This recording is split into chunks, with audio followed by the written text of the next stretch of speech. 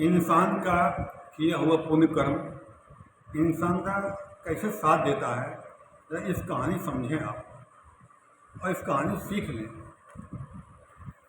बहुत प्यारी कहानी है। गर्मी का मौसम था।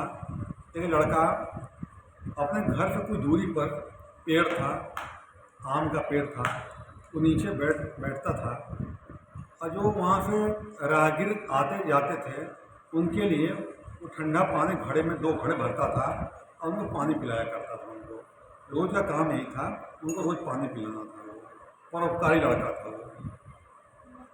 तो कभी कभी ऐसा एक आदमी आता था, तो जब वो आदमी आता बैठता था, जैसे गांव में जाता था, तब में कोई आदमी मर जाता था।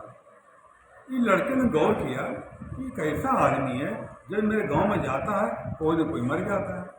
उसने एक दिन पूछा, भैया तुम कौन हो और कहाँ से आते हो? तुम जब मेरे गांव में जाते हो कोई न कोई आदमी मर जाता है।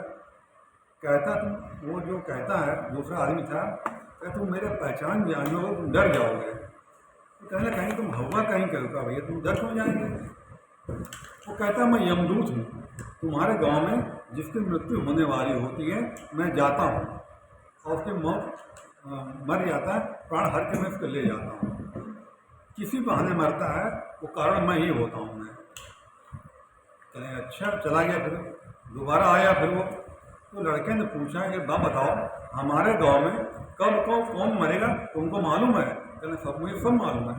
तुम्हारे गांव में कब कौन कहाँ मरेगा मुझे सब मालूम है। तो लड़का बोलता है, ये बताओ मेरी मौत कब कहाँ कैसे होगी? तो दूध कहता है ये मत पूछो तुम। कहने तुम मेरे दोस्त हो चुके हो, कहे पानी पिया, उठो बैठ बातचीत किया हो, दोस्ती नाते तुम मुझे बताओ।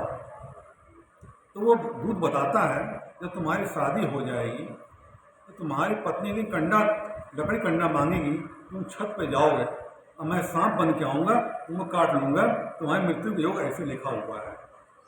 लड़के ने कहा मैं शादी नहीं करूँगा। जब शादी नहीं करूँगा न पत्नी आएगी, न लकड़ी कंडा मांगेगी, न मैं मरूँगा। तो दूध करने लगा ऐसा नहीं है, जो होनी है वो होकर रहती है। वो कह के चला गया। लड़के के बाद दिमाग बैठ गई तो मुझे शादी नहीं करनी। और एक ही लड़का था, माँ थी, लड़का था, तो कोई था नहीं। और समय गुजरा, लड़का जवान हुआ तो माँ कहने लगी बेटा शादी कर ले, लड़की देख रही है। माँ मैं शादी में नहीं करूँगा, माँ मैं शादी नहीं करूँगा। अच्छा, दूध ने बताया भी था कि ये बात तुम किसी को बताना मत, अपने दूध रखना मेरे पास। क्योंकि माँ भी जिद्दी थी और कहने बेटा तो शादी नहीं करेगा तो मैं कसम खा रही हूँ अन्न जल में ग्रहण नहीं करूँगा आज के बाद। अब बूढ़ा अन्न जल छोड़ दिया उसने और सोचा लड़का मेरी माँ मर जाएगी ना खाना, मेरा क्या होगा, कौन खाना बना कर हमको देगा? भैया पूरे हामी भर दी, शादी के लिए हामी भर दी। शादी हो गई उसकी। लकड़ी कंडा व्यवस्था पूरा रखता था पूरा ही, क्योंकि लकड़ी कंडा कम न पड़ने पाए, पूरा रखता था ये, पूरा संभाल था। लेकिन होनी आ गई। जब समय उसका आया तो एक दिन शादी में जाना पड़ गया, शादी में जाना पड़ गया इसको। शादी चला गया, उस दिन गया भूल ये। तो पत्नी, शाम का टाइम था, पत्नी खाना बना रही थी तो कहें कि लकड़ी कंडा खत्म हो गया, सब चले जाओ लकड़ी कंडा ले आओ। जब लकड़ी कंडा याद बोला तब इसके कान खड़े हो गए। यार लगता है मेरा अंतिम समय आज आ गया है क्या मेरा? अब कहता है कि होनी है तो कौन हो तो क्या हो सकता है? लकड़ी कंडा लेने छत पर जाता है तो सांप बन के यमदूत खड़ा होता है उसको। कहता आओ मित्र, मैं तुम्हारा इंतजार कर रहा हूँ। मैं तो इनमें बातचीत कर रहे होते हैं तो काफ़ी देर हो जाती है। अब पत्नी जाती कहती क्या बात है, अभी तक आए नहीं, कंडे लकड़ी कंडा लेकर के। तो सुन रहा होता है कि दो सांप कहता है तुम हमारे मित्र हो, तुम्हारा पानी पिया हमने, तुम्हें आधे घंटे टाइम मैं तुम्हें दे रहा हूँ, जाओ तुम मौज मस्ती कर लो जा करके। तो कहते हैं तो मौज मस्ती कहाँ, जब मौत सब खड़ी होती मौज मस्ती कहाँ दिखाई पड़ी भैया उसको? तो बातचीत कर रहे थे, पत्नी सारी बातें सुन ली। पत्नी सारी बातें सुन ली उसकी। कहने लगा जब पति नहीं रहे तो खाना मैं क्या करूँगा करके, थोड़ा बहुत खाना बनाया था। तो होता क्या है, उसी गांव में एक ब्राह्मण की पत्नी का बच्चा पैदा हुआ होता है। तो बहुत गरीब थे, कुछ था नहीं खाने उनके पास। तो कई घरों मांगता है, कुछ दिया नहीं। इसके पास जब घर में आया तो जितना खाना बनाया था सब उसने पकड़ा दिया उसको।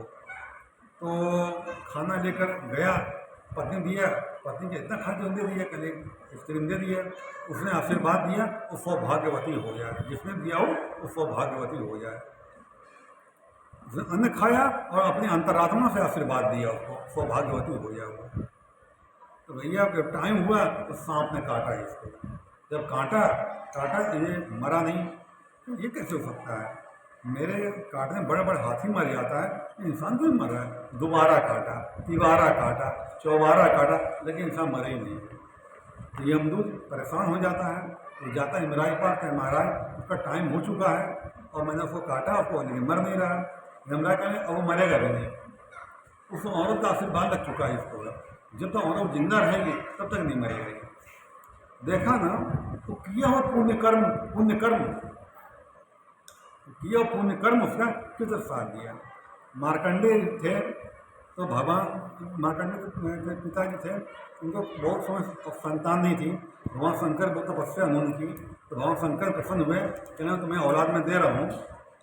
तो 100 वर्ष की औलाद लोग नालायक हो, बेवकूफ़ हो, वो पसंद करोगे, या 12 वर्ष की औलाद हो, नेक हो, बढ़िया हो, पसंद करोगे।